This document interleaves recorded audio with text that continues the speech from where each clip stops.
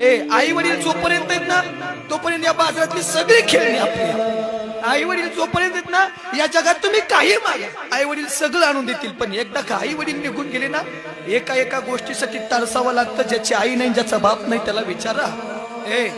आज आज तुमची आई जिवंत आहे, आज तुमचा बाप जिवंत आहे। आज आई दिवसातून 5 वेळा फोन करते, आज बाप दिवसातून 5 वेळा फोन करतो ना, आनंदानं फोन उचला, आनंदानं फोन उचला। कारण भाग्य तुमचं, तुमची आई तुमचा बाप तुमच्याशी बोलतोय।